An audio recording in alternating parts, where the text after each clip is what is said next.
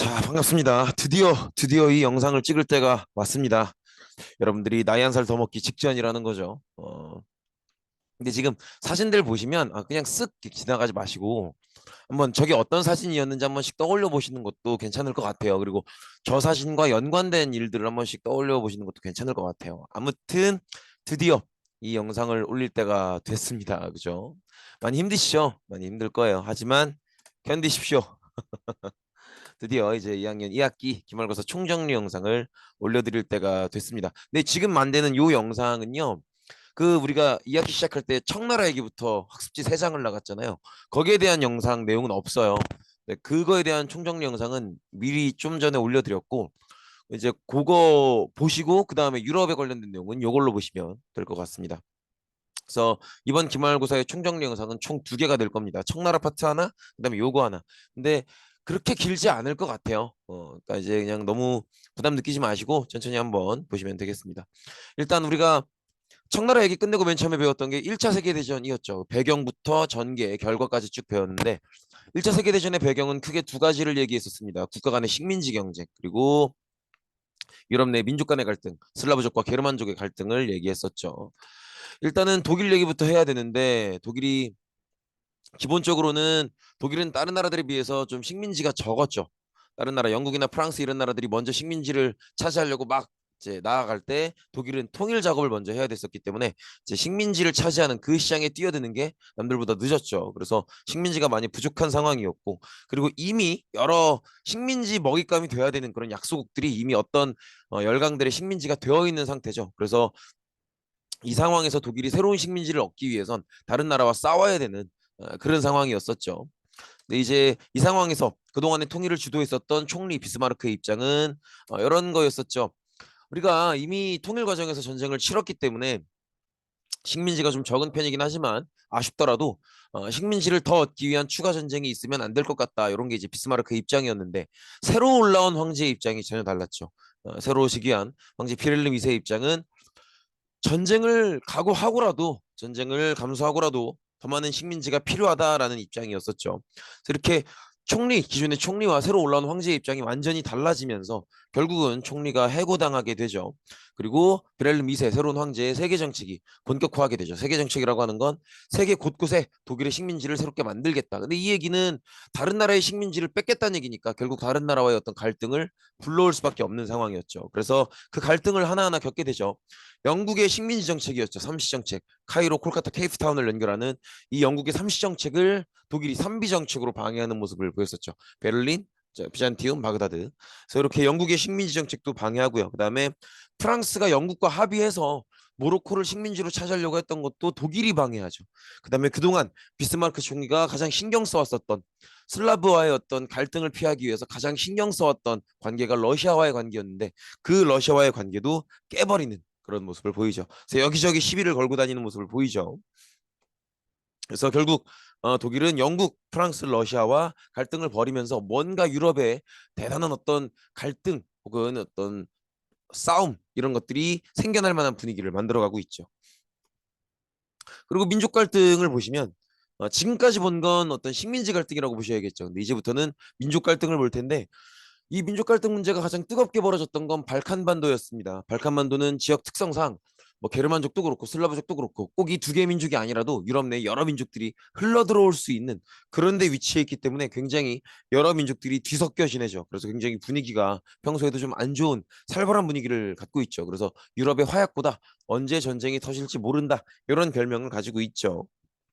그래서 굉장히 민족 갈등도 심하고 분위기가 살벌한 그런 지역인데 이 지역의 가장 큰 특징하면 범게르만주의 대 범슬라브주의가 있다는 거죠. 그리고 그래서 범게르만주의는 어느 나라에 살든 우리 게르만족 파이팅 잘 살자 이런 거고, 반대로 범슬라브주의는 우리 슬라브족 어느 나라에 살든 파이팅하자 잘 살자 이런 건데, 그냥 듣기에는 좋은 것 같아 보이지만 사실은 게르만족과 슬라브족의 갈등이 심하기 때문에 또 경쟁이 심하기 때문에 범게르만주의, 우리 게르만족 잘 살자라고 하는 말의 이면에는 슬라브족만큼은 이겨야 된다라는 게 들어가 있는 거고, 반대로 범슬라브족, 범슬라브주의, 우리 슬라브족 잘 살자 하는 데에는 반드시 게르만은 이겨야 된다. 이런 어떤 경쟁 심리가 들어가 있다라는 거. 그래서 이런 어떤 살벌한 분위기가 특히나 발칸반도에 많이 있었다라는 걸 볼 수 있죠.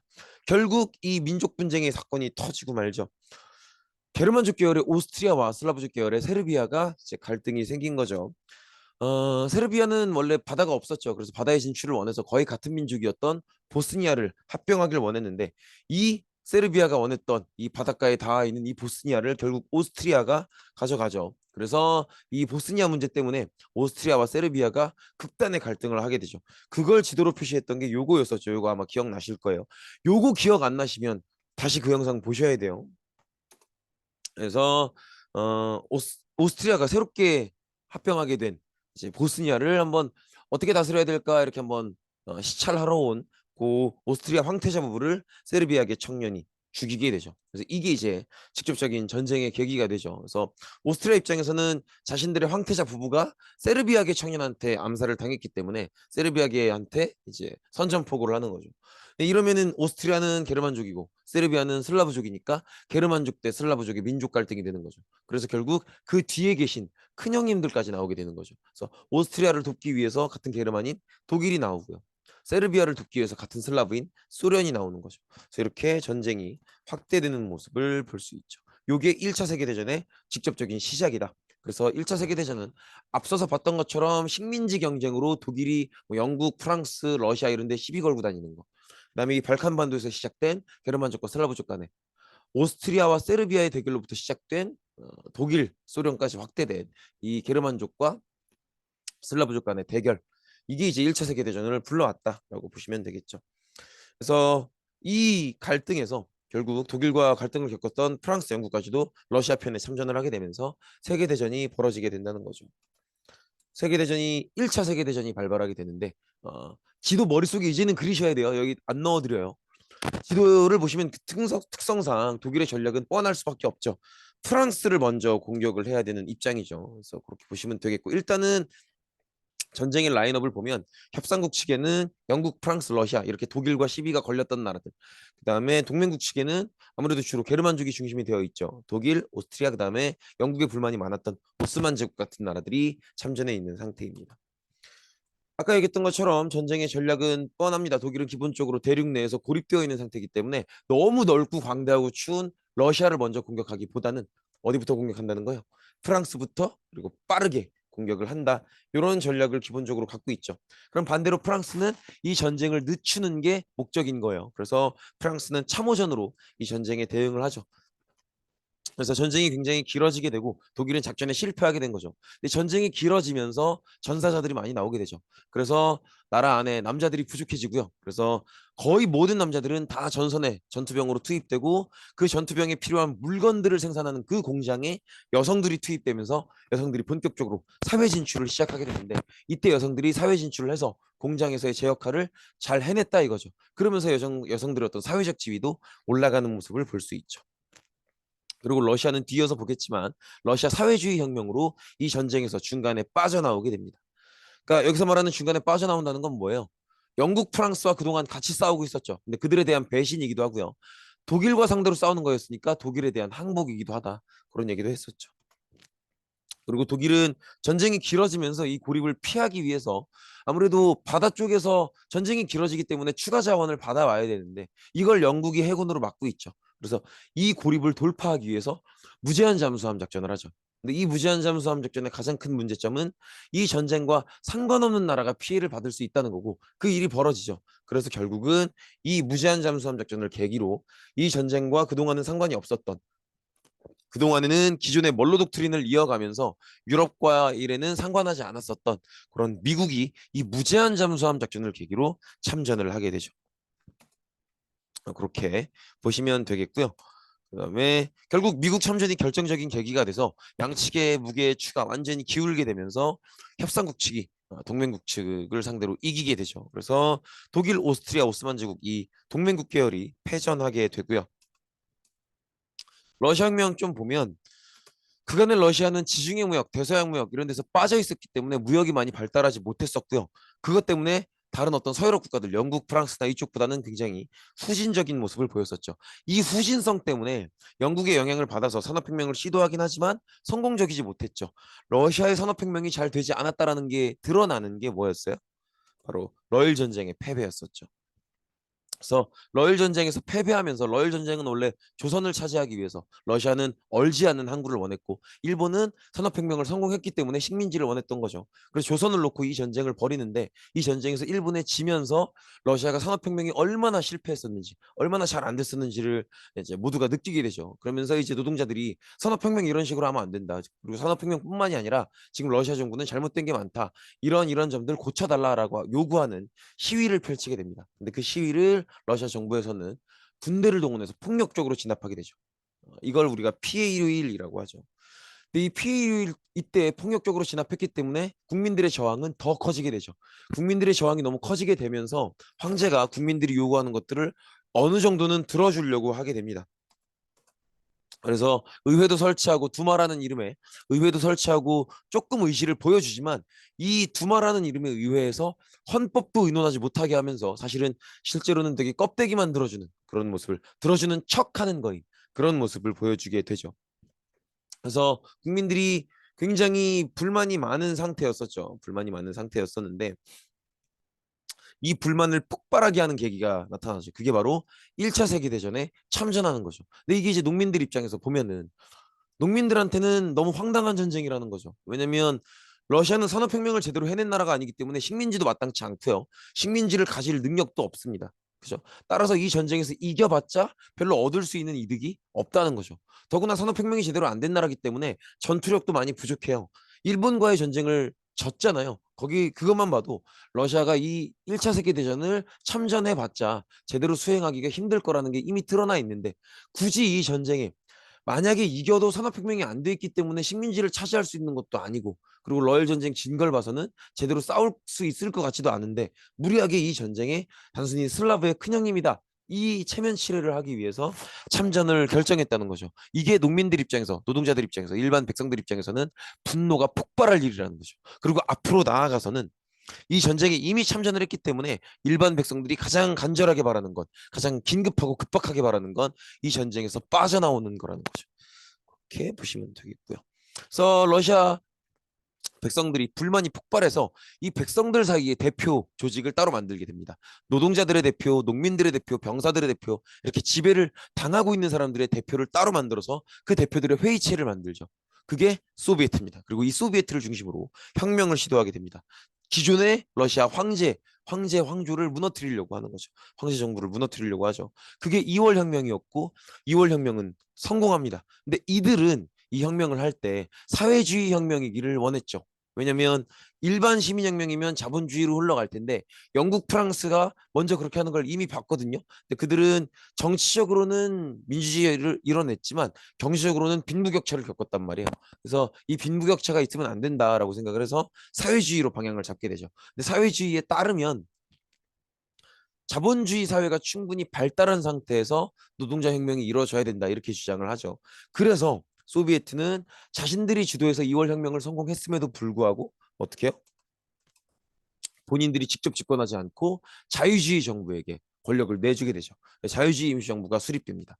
그러면 일단 자유주의 임시정부가 수립됐고 혁명이 성공해서 제 로마노프 왕조는 붕괴가 됐으니까 일반 백성들이 이 새롭게 성립된 자유주의 임시정부에 가장 긴급하게 바라는 건 1차 세계대전에서 빠져나오는 거죠. 근데 이 1차 세계대전에서 자유주의 임시정부는 빠져나오지 못하게 됩니다. 그래서 이 문제를 해결하기 위해서 새롭게 주장을 하는 블라디미르 레닌이라는 정치인이 등장하게 되죠. 이때 레닌이 주장했던 건 두 가지였죠. 첫 번째로는 일단은 모든 국민들이 원하고 있기 때문에 어떠한 손해를 감수하더라도 1차 세계대전에서는 빠져나온다는 거. 그다음에 두 번째로는 아까처럼 얘기했었던 중간에 자본주의가 성숙해야 되고 이런 단계는 필요 없다. 자본주의가 성숙하든 말든 우리는 무조건 뭐로 간다? 바로 사회주의 혁명으로 간다. 이 두 가지를 주장했었죠. 레닌이 이렇게 주장을 하니까 많은 사람들이 레닌의 주장 속에서 시원함을 느끼게 되고 그래서 많은 사람들이 레닌을 지지하게 되죠. 이 레닌을 지지하는 사람들을 볼셰비키라고 하는 거죠. 그래서 이들을 주장으로 한 번 더 혁명이 벌어지게 됩니다. 그게 10월 혁명이죠. 그리고 이 10월 혁명도 성공하게 됩니다. 레닌 혁명을 성공하면서 레닌을 중심으로 러시아 공산당이 수립이 되고요. 사회주의는 원래 일당 독재죠. 그래서 러시아 공산당이 독재를 하게 되는 거죠. 소비에트가 직접 집권을 하게 되고요. 그리고 러시아를 중심으로 러시아가 사회주의 혁명에 성공했기 때문에 러시아 주변에 있는 나라들도 사회주의 영향을 받게 됩니다. 그래서 러시아 주변에 있는 나라들, 그 나라들도 그 나라들만의 소비에트가 성립이 되고 그 소비에트들이 집권을 하게 되죠. 그래서 러시아의 소비에트, 그리고 러시아 주변 국가들의 러시아의 영향을 받은 소비에트들, 이 소비에트들이 연합을 하게 되죠. 그게 바로 소비에트 연방, 소련인 거죠. 소련이 이렇게 수립되게 됩니다. 수도를 모스크바로 이전을 하고요. 이 사회주의를 아직 혁명이 벌어지지 않은 다른 여러 전 세계의 나라들, 이 전 세계로 확산시키기 위해서 커뮤니즘 인터내셔널, 코민테른을 결성하게 되죠. 그리고 사회주의 국가답게 모든 산업과 기업을 국유화하는, 그러니까 이걸 이제 노동자들이 자본가로부터 생산수단을 빼앗는 그 과정으로 보는 거죠. 그래서 그 과정을 정부가 대신해 준다, 이렇게 보시면 돼요. 그래서 모든 산업과 기업을 국유화하는 정책을 하는데, 이렇게 하니까 사람들이 어차피 월급 똑같이 받을 거 열심히 일 안 하고, 그다음에 다양성이 없죠. 그러면서 경제가 불황이 찾아오게 되고요. 이 경제 불황을 해결하기 위해서 NEP 신경제 정책, 자본주의 요소를 일부 넣게 되죠. 이렇게 보시면 되겠죠. 그리고 레닌이 집권이 끝나고 스탈린이 집권하게 되고요. 스탈린은 정치적 반대자였던 트로츠키와의 경쟁을 완전히 이기기 위해서 자기가 집권한 뒤에도 트로츠키를 지지한다든지 하여튼 본인에 반대하는 사람들을 극도로 탄압하고 학살하는 그런 모습을 보이죠. 그래서 일당 독재를 넘어서 본인 독재를 굉장히 강화하는 모습을 보이고요. 그다음에 사회주의 경제 정책을 강화하죠. 집단 농장을 만들고요. 그다음에 5개년 경제 개발 계획을 하죠. 그래서 이거 꼭 두 개 기억해 주세요. 그래서 소련의 경제정책 변화. 처음에는 모든 걸 국유화했다가 경제가 불황이 오니까 자본주의 요소를 밀어넣었고요. 스탈린으로 정권이 바뀌고 나면은 다시 사회주의 경제정책을 강화해서 5개년 경제개발 계획을 하고 그다음에 집단 농장 추진하고 이런 모습들을 보이게 되죠. 다시 1차 세계대전으로 돌아와서 1차 세계대전은 우리가 기억하다시피 누가 이겼어요? 협상국 측이 이기게 되죠. 그래서 협상국 측이 나라가 하나가 아니고 여러 개다 보니까 우리가 이제는 진 나라들에게 이것저것 패배의 대가를 요구해야 될 텐데 어떤 정도 선에서 요구를 할지를 일단 이긴 나라들끼리 협의를 보자라고 해서 열었던 회의가 파리 강화 회의죠. 그럼 이 회의에는 이긴 나라들이 들어오겠죠. 그래서 뭐 미국, 영국, 프랑스, 뭐 일본, 이탈리아, 중국 이런 나라들이 들어오는데 러시아는 왜 제외되는 거예요? 소련 혁명으로 중간에 빠졌죠. 그래서 러시아는 이 승전국들의 회의에 참여할 자격이 없죠. 그리고 하나 더 기억해야 될 거. 이렇게 참가한 나라들 중에서 누가 가장 발언권이 세다? 미국이라는 거죠. 왜? 제일 센 나라가 됐으니까. 이거 꼭 기억하셔야 돼요. 영국, 프랑스 이런 나라들은 원래 센 나라였지만 유럽 국가이기 때문에 1차 세계대전에 직접적인 피해를 겪죠. 본인들이 전쟁터가 됐죠. 그래서 많이 약해졌는데 미국은 이긴 나라긴 하지만 본인들의 땅에서 벌어진 전쟁이 아니기 때문에 피해가 별로 없죠. 그래서 압도적인 나라가 됐다. 이거 꼭 기억해 주시면 되겠습니다. 따라서 이 8.1강 회의의 내용을 주도하는 건 미국이었다. 당시에 미국 대통령이었던 윌슨 대통령이 이 회의를 주도했겠죠. 그래서 이 윌슨 대통령이 크게 두 가지 주장을 합니다. 윌슨 대통령이 주장했던 걸 다 합치면 14개조 원칙 이렇게 얘기하는데 그것까지는 필요 없고 아무튼 크게 두 가지를 주장한다는 거예요. 첫 번째로는 민족 자결주의. 모든 민족은 자신의 운명을 스스로 결정해야 된다. 근데 요거의 한계점은 뭐였어요? 패전국에만 적용이 된다는 거죠. 승전국에는 적용되지 않는다라는 게 큰 한계점이었고 그다음에 또 하나 다른 거 주장하는 게 이런 세계대전이 다시는 있으면 안 되기 때문에 어, 평화를 지켜야 되고 이 평화를 지키기 위해서 서로 돕는 국제기구를 만들어야 된다. 이런 얘기를 했었죠. 잠시만요. 그래서 아까 얘기했던 것처럼 패전국에만 적용이 되고 그렇기 때문에 우리도 이때 독립을 못했었죠. 일본이 승전국이기 때문에 그래서 여기에 저항해서 벌어졌던 민족운동이 3.1운동이기도 하죠. 그렇고요. 그 결과적으로 파리 강화회의에서 협의한 내용들을 기준 삼아서 독일과 베르사유 조약을 맺게 되죠. 그리고 독일 말고도 다른 패전국들, 예를 들면 오스트리아나 오스만 제국이나 이런 나라들도 개별적으로 다 조약을 맺는데 우리는 가장 중요한 독일과의 베르사유 조약 내용만 보면 된다. 근데 이 조약의 목적은 뭐예요? 독일이 다시는 전쟁을 일으키지 못하도록 만들어 버리는 것. 그래서 크게 네 가지 내용이 들어왔었어요. 뭐뭐 있었어? 독일 영토 감축하고, 그다음에 민족 자결주의에 의해서 식민지 포기하고, 배상금 내고요. 비무장 이렇게 네 가지 내용을 얘기했었죠. 근데 가장 중요한 건 배상금이라 그랬어요. 왜? 너무 심했으니까. 그 다음 중요한 게 뭐라 그랬어요? 민족자결주의 적용을 받는 식민지 포기. 그렇게 얘기했었죠. 그래서 요걸 바탕으로 하는 요거 내용을 바탕으로 유럽이 운영되는 베르사유 체제가 성립되었다는 거죠. 요 상태에서 한 10년 쭉 갑니다. 그리고 세계 평화를 위해서 국제연맹이 조직되는데 한계점이 있죠. 이 국제연맹을 만들자고 주장했었던 미국이 불참하게 되고요. 미국이 불참하게 되면서 굉장히 뭐가 떨어지는 거야? 힘이 떨어지게 되죠. 그래서 군사적 수단도 없는 그런 모습을 볼 수 있죠. 이런 것들이 이제 한계점이라고 볼 수 있겠죠. 민족자결주의라고 하는 건 이제 모든 민족이 자신의 운명을 스스로 결정할 수 있어야 된다. 어떤 나라도 식민지여서는 안 된다. 이런 주장이기 때문에 이 주장의 영향을 받아서 민족주의가 굉장히 많이 확산하게 되고요. 세계 각지에서 민족운동이 벌어지게 되죠. 특히나 오스트리아라고 하는 게르만족이 주도하는 이 다민족 국가에 속해 있었던 작은 민족들이 다 독립을 해서 따로 나가게 되죠. 그래서 오스트리아가 거의 해체에 가까울 만큼 확장을 하는 그런 모습을 볼 수 있었죠. 그리고 또 아시아나 아프리카 지역 이런 지역에서도 민족자결주의 소식을 듣고 우리가 독립해야 맞는 거 아닌가라고 생각을 하면서 굉장히 열심히 독립운동, 민족운동을 펼치게 되죠. 어, 근데 여기에는 사실은 이 민족자결주의도 있지만 소련의 코민테른의 활동에도 어느 정도 영향을 받는다는 거 꼭 같이 기억을 해 주시면 되겠습니다. 그래서 민족자결주의, 그다음에 소련 코민테른의 지원 이런 것들이 당시에 1차 세계대전 이후에 각 식민지였던 지역들에서 민족운동이 활발하게 벌어지는 계기가 됐었다라고 보시면 되겠죠. 어쨌든 패전국이었던 전쟁에서 패배한 독일, 오스트리아, 오스만 제국은 재정이 무너지게 되는데 우리가 그런 얘기 했었잖아요. 이 전쟁이 그러려고 모인 건 아닌데 미국, 영국, 프랑스 이 이긴 나라들 모아놓고 보니까 다 민주주의 국가더라. 그래서 마치 민주주의 국가가 황제정에 대해서 독일, 오스트리아는 다 황제가 지배하고 있으니까 민주주의 국가가 즉 민주주의라는 사상이 황제가 지배하는 재정 정부에 대해서 승리를 거둔 듯한 더 나은 사상인 게 입증된 듯한 그런 모습을 보이게 됐고요. 그래서 이렇게 패전국이어서 새롭게 정부를 만들어야 되는 나라들도 다 이제 재정을 포기하고 민주주의로 가는 그런 모습을 보여줬다는 거죠. 이런 모습들이 민주주의가 발달해 나가는 모습이기도 하죠. 또 더구나 전쟁 과정에서 여성들이 공장으로 사회로 진출하면서 제 역할을 잘 해내는 모습을 봤기 때문에 이제 여성의 사회적 지위도 올라가고요. 참정권도 인정되게 되죠. 그래서 이런 방식으로 민주주의가 발달했다라고 보시면 되겠고, 그다음에 경제적 위기가 오죠. 경제 대공황입니다. 그래서 물론 이제 누적된 원인들이 있었겠지만 가장 대표적으로 얘기하는 건 생산 과잉, 물건이 안 팔린다. 그다음에 세계 경제가 이렇게 다 막 촘촘하게 연결이 되어 있는데 독일에 물렸던 무리한 배상금 이걸로 인한 독일 경제의 완전한 파괴 이런 것들이 주변 나라에도 영향을 미쳤다라는 거죠. 그래서 경제가 무너지는 그런 모습의 첫 증상은 미국에서 먼저 발생을 하게 되고요. 미국을 시작으로 전 세계로 확산이 되죠. 그래서 아까 얘기했던 것처럼 기본적인 원인은 뭐 유럽의 경기 침체라든지 뭐 생산 과잉 많이 팔리지 않는다. 그다음에 독일에 대한 무리한 배상금 이런 것들이 원인이 되고요. 해결할 수 있는 방안은 우리가 크게 두 가지 봤었죠. 정부가 시민들에게 일 시키고 월급 줘서 뭐 집에 가는 길에 뭣도 사 먹고 이렇게 만들어주는 뉴딜 정책. 그다음에 식민지를 활용하는 블록 경제. 근데 미국은 이 둘 다가 되죠.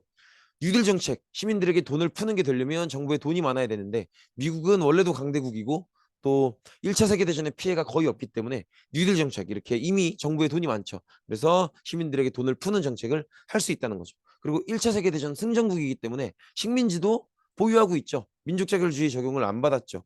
그래서 그 식민지를 이용하는 블록 경제도 가능하다. 그래서 미국은 이 두 가지 방법을 다 쓸 수 있기 때문에 조금 더 빠르게 극복했다는 거죠. 그래서 당시의 대통령이었던 루즈벨트 대통령께서 이제 그동안의 경제 정책이었던 자유방임 경제를 포기하고 새로운 거래, 뉴딜 정책을 실시하게 되죠. 그래서 1차 대전에서 이긴 나라기 때문에 둘 다 된다는 거, 뉴딜 정책도 가능하고 블록 경제도 가능하다는 거 꼭 기억해 주시고요. 근데 이제 영국, 프랑스는 전쟁 피해 국가이기 때문에 이긴 나라긴 하지만 전쟁 피해 국가이기 때문에 너무 많은 비용이 복구 비용으로 들어갔고 그래서 돈은 없죠. 그러니까 뉴딜 정책 같은 시민들에게 막 사업 벌리고 월급 주는 그런 정책은 못하죠. 대신에 식민지가 많은 나라고 또 1차 대전에서 이긴 나라들이기 때문에 식민지를 그대로 가지고 있죠. 민족자결주의 적용이 안 되니까. 그래서 그런 식민지를 데리고 경제를 극복하는 블록 경제 방법을 선택하게 되죠. 그래서 이렇게 봐주시면 되겠습니다.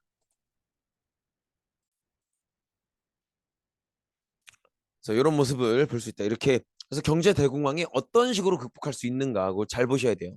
미국은 정부가 돈을 푸는 뉴딜 정책, 식민지 이용하는 블록 경제 둘 다 되고 영국, 프랑스는 돈이 없기 때문에 뉴딜 정책은 못하고 블록 경제만 가능하다. 그런 모습. 그럼 이제 문제는 둘 다 안 되는 경우가 문제가 된다. 그래서 그 나라들이 전체주의가 등장하게 되죠.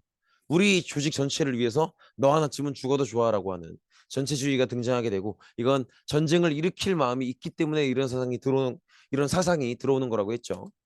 그래서 독일 그리고 뭐 일본, 이탈리아, 스페인 이런 나라들이 이제 전체주의를 적용하게 되죠.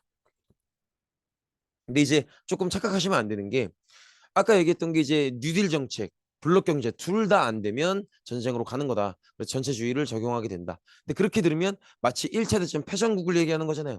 근데 전체주의가 적용된 나라 중에서 1차 대전 패전국은 독일밖에 없다. 근데 이제 이탈리아나 일본 같은 경우에는 이긴 나라인데 그럼에도 불구하고 식민지가 지금 이 경제 위기를 극복하기에는 안 될 만큼 너무 부족하기 때문에 이렇게 전체주의가 적용되는 거다. 그런 얘기 했었죠.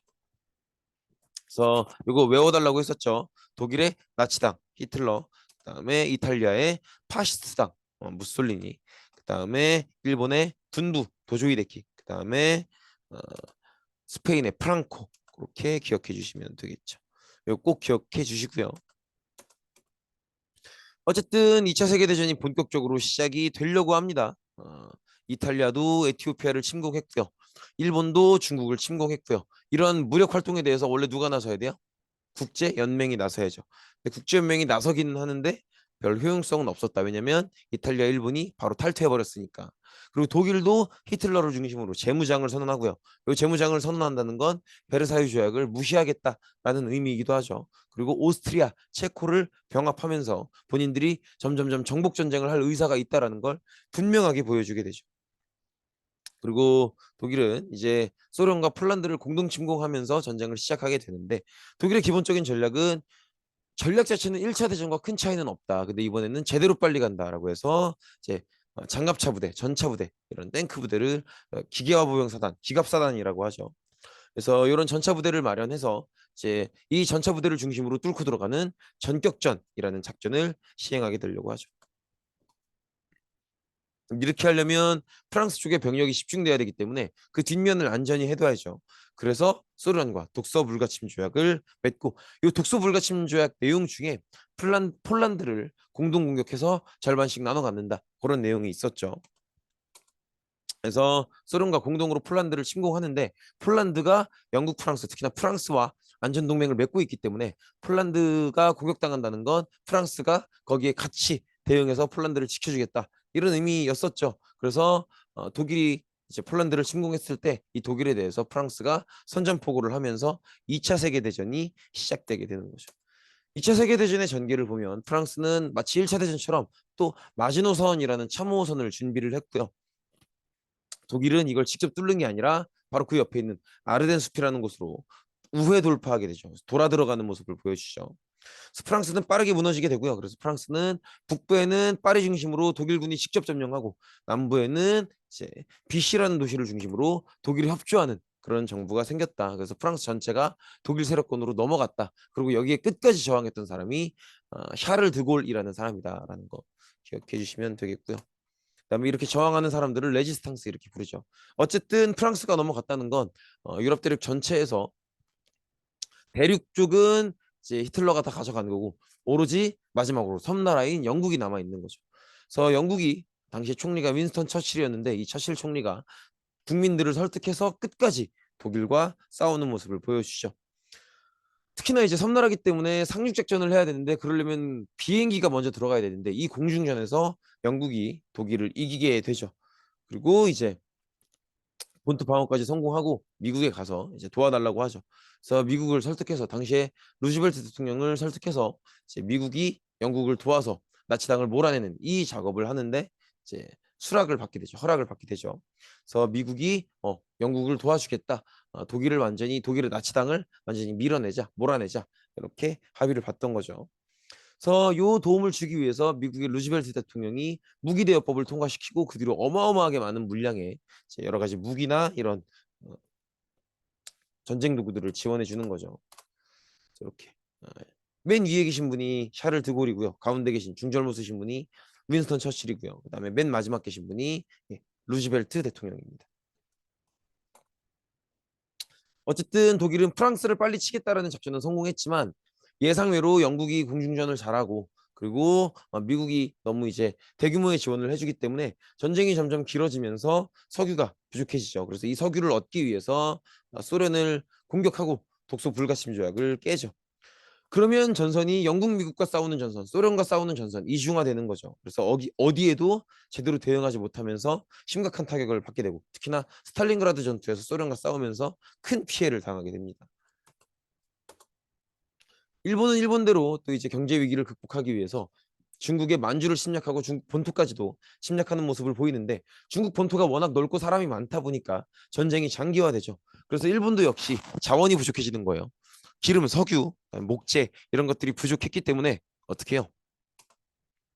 이걸 얻기 위해서 동남아시아를 공격하는데 결정적으로 중요했던 건 필리핀을 공격하는 거였죠. 그래서 이것 때문에 필리핀을 식민지로 가지고 있었던 미국과 굉장히 사이가 안 좋아지죠. 결국 이게 전쟁으로 가게 되는데 그때 일본은 그런 생각을 하죠. 미국이 세긴 세지만 너무 멀다. 그래서 아마 한 번에 못 올 거기 때문에 그 중간에 머무는 기지만 이제 공습을 해도 다 부셔도 미국은 이제 좀 타격을 받을 거고 일본은 그 기지가 복구되는 동안은 시간을 벌 수 있을 것이다. 그런 생각을 하죠. 그래서 일본이 이 미국이 동남아까지 올 때 중간에 거쳐가는 군사기지인 하와이의 진주만을 공습, 즉 공중에서 폭격을 하게 되죠. 이 작전이 성공하면서 전쟁이 본격적으로 시작되고 이 전쟁을 우리가 태평양 전쟁이라고 부르는 거죠. 근데 요 진주만 공습을 끝으로 일본은 그 뒤엔 어떤 전투에서도 이기지 못하게 되고요. 그다음에 이제 미국이 이제 하나하나 일본을 물리쳐가면서 태평양 전체를 장악하게 되죠. 그래서 결국은 미국이 승리하게 되는데 이 미국이 승리하는 과정에서 너무 이제 일본인들이 항복을 안 했기 때문에 항복을 끌어내기 위해서 이제 핵무기를 사용하는 모습을 보여주기도 하죠. 그리고 이제 유럽에서는 연합국 측에서 이제 독일이 수세에 몰렸기 때문에 그동안 독일에게 빼앗겼었던 프랑스를 되찾으려는 노력을 하죠. 그래서 이 프랑스 회복을 위해서 노르망디 상륙작전이라는 걸 펼치게 됩니다. 그리고 이게 성공을 하면서 프랑스 영토를 회복하게 되고요. 마지막 벌지 전투를 승리하면서 이제 독일 본토로 진격하게 되죠. 소련도 이제 이런저런 지원을 받아가면서 독일에 이제 쭉 들어왔기 때문에 독일을 상대로 싸우는 영국, 미국, 그다음에 소련이 독일 한가운데서 만나서 독일이 완전히 이제 항복할 수밖에 없는 그런 조건이 됐음을 알려주게 되죠. 독일은 항복하게 되고요. 일본도 결국 끝까지 미국에 싸웠지만 핵무기를 보고 항복하게 되죠. 핵무기 이렇게 보시면 되겠고. 그래서 일본은 이 핵무기가 터지는 모습을 보고 이제 무조건 항복하겠다 이런 의사를 내비치게 되죠. 2차 세계대전의 특징을 보면 굉장히 대량 학살도 많이 이루어지고 많은 무기들도 개발이 됐다는 건데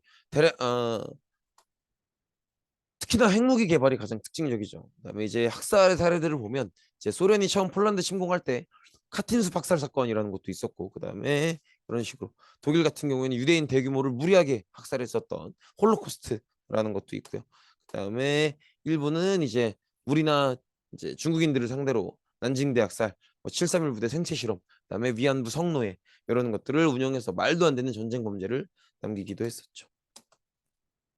어쨌든 연합국이 이겼기 때문에 연합국을 주도해 왔었던 미국, 영국, 미국의 루즈벨트 대통령과 영국의 처칠 대통령이 이제 앞으로 2차 세계대전이 끝난 뒤에 전 세계를 어떻게 운영할 것인가 이걸 놓고 이제 의논했다가 이 의논 내용을 바탕으로 대서양 헌장이라는 걸 발표하게 되죠. 여긴 좋은 내용이 다 들어가 있죠. 뭐 인권은 존중받아야 되고 뭐 개성도 존중을 받아야 되고 뭐 이런 듣기 좋은 얘기들이 다 들어가 있다. 그리고 여기에 가장 중요한 내용은 한 번 더 옛날에 뭐 1차 대전 끝나고 평화를 위해서 국제기구를 만들었듯이 또 2차 세계대전 이후에도 다시는 이런 일이 벌어지면 안 되고 평화가 깨지면 안 되기 때문에 어, 이제 이런 노력을 바탕으로 국제기구를 만들어야 된다. 세계 평화를 목적으로 하는 국제기구를 만들어야 된다. 그런 내용들이 들어가 있죠.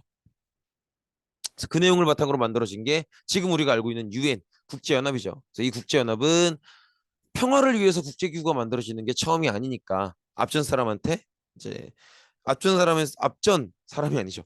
앞선 국제 연맹에서 보였던 여러 가지 단점들을 극복해야겠죠. 그래서 미국이 참여하고 군사적 수단을 갖는 그런 모습을 보여주죠. 그런 식으로. 그다음에 이제 전체주의라는 악마를 물리쳤기 때문에 남아있는 민주주의와 사회주의가 이제 경쟁을 벌이는 모습이죠. 그걸 이제 냉전이라고 하는데 실제로 싸우지는 않고 이렇게 기싸움만 했기 때문에 콜드워 냉전이라고 하죠. 그래서 이런 모습이죠. 전체주의가 패배한 뒤에 남아있는 민주주의와 사회주의가 기싸움을 하는 모습이다. 이렇게 보시면 되겠고. 그래서 새롭게 정부가 세워져야 되는 나라들. 예를 들어서 2차 세계대전에 패전했기 때문에 새로운 정부를 세워야 되는 독일이나 아니면 식민지였다가 독립을 했기 때문에 새로운 정부를 세워야 되는 한국, 베트남, 그다음에 뭐 중국 이런 나라들이 이제 분열되게 되죠.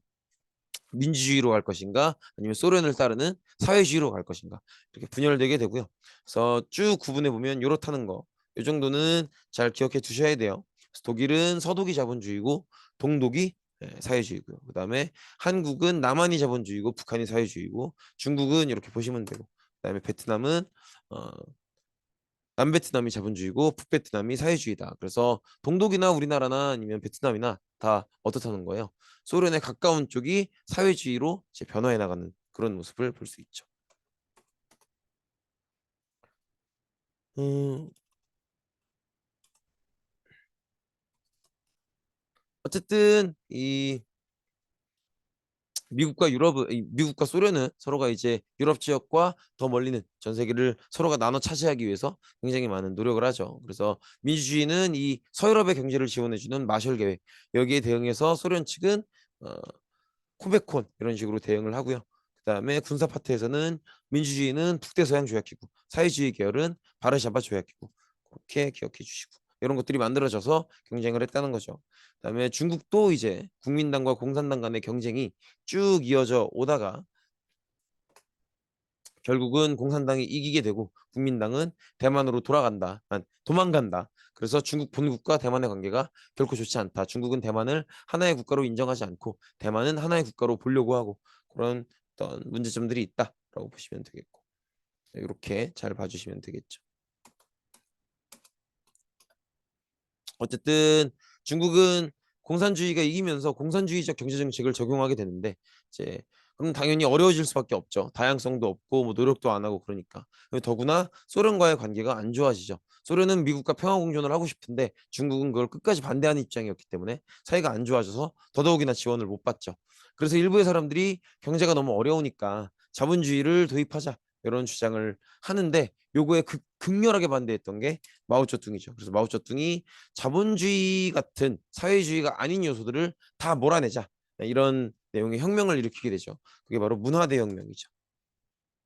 근데 이제 문화대혁명은 쭉 진행이 되다가 마오쩌둥이 죽고 나서는 중단되고요. 그다음에 덩샤오핑이 집권을 하죠. 덩샤오핑은 흑묘백묘론 얘기했었죠. 검은 고양이 흰 고양이든 쥐만 잘 잡으면 된다. 즉 우리의 목적만 달성할 수 있다면 백성들이 먹고 살만하게 지내야 된다라는 목적만 달성할 수 있다면 흰 고양이든 검은 고양이든 상관없다. 그래서 꼭 사회주의만 고집할 건 아니고 우리 국민들이 더 잘 살 수 있다면 자본주의 요소도 고민을 해봐야 된다. 이런 얘기를 하죠. 그래서 자본주의 요소가 도입되면서 중국 경제가 엄청나게 성장을 하게 되는데 아무래도 어, 자본주의 요소를 밀어놨다면 경제 분야에서 자본주의가 들어왔다면 정치 파트에서도 민주화가 이루어지지 않을까 해서 민주화 시위를 했지만 요건 탄압당해서 실패하게 되죠. 즉 덩샤오핑의 입장은 경제적으로는 자본주의 요소를 끌어들일 수 있지만 정치적으로는 민주주의 요소를 끌어들일 수가 없고 공산당 독재가 이어져야 된다 이렇게 생각을 했던 거죠. 그리고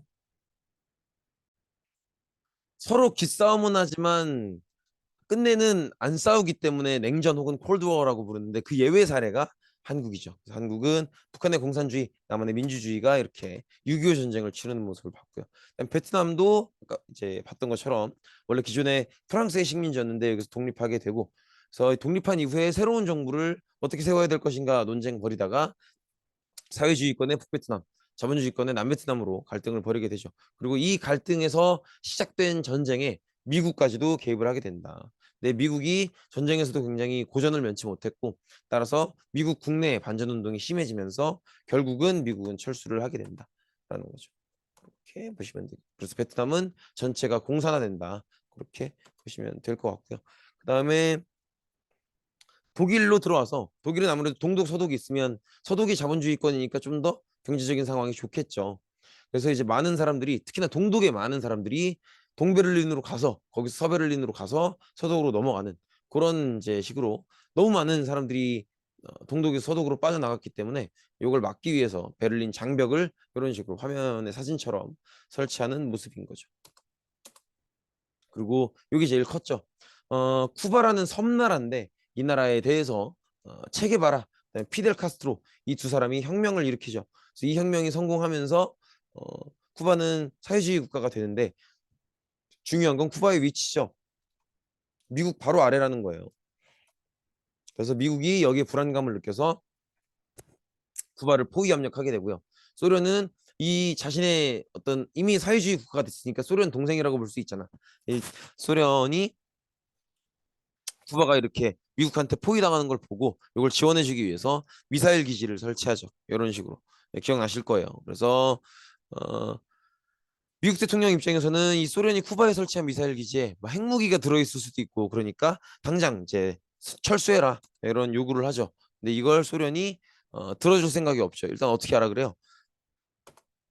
너네들부터 쿠바를 공격하지 않겠다는 약속을 해달라. 그러면 물러서겠다. 그래서 요게 다행히 대화가 잘 이루어져서 미국이 쿠바를 공격하지 않겠다라고 약속을 하게 되고요. 그리고 그 약속을 믿고 소련이 철수하게 되죠.